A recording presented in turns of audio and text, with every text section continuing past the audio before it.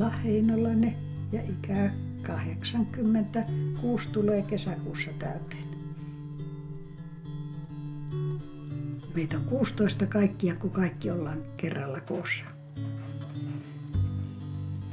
Toisella tytöllä on 1 tyttö, toisella tytöllä on 2 poikaa, 2 tytärtä, sitten niiden aviomiehet ja sitten tämän toisen tyttären tyttö, sillä on perhe. Ja sitten on poika ja pojalla on 2 tyttöä. Täällä asustellaan Heikin kanssa sitten nämä väliajat, kun ei ole ketään käymässä. Niin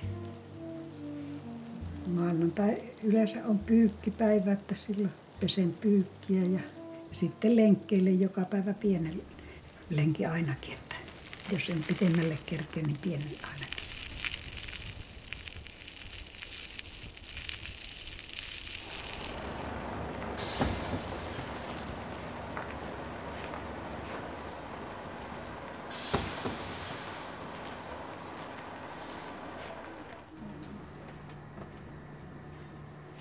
Nyt on piirakot.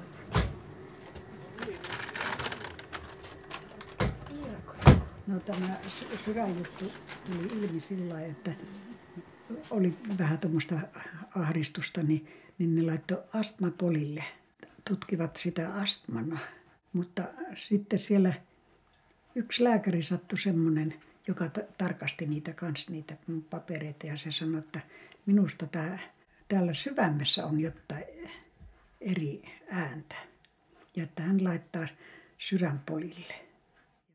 Ne olisi viime syksynä jo vuosi sitten laittanut leikkaukseen, mutta kun mä odottaisin, että tytär tulisi Suomeen, että jos jotain tulee, niin ei tarvitse Kiinasta asti lähteä hautajaisiin. Yhtäkkiä silloin samana päivänä, kun se tytär lenti Suomeen, niin minä sain keuhkokuumeen ja 2 viikkoa sen keuhkokuumeen takia olemaan sairaalassa. Siinä laitettiin aorttaan uusi läppä, bioläppä. Se nyt siellä puksuttaa.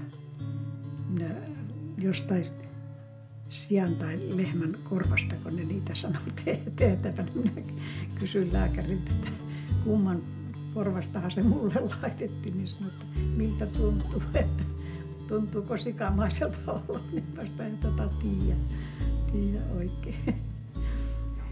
90-hän tässä seuraava tähtäin olisi. Eiköhän sitä nyt sinne asti.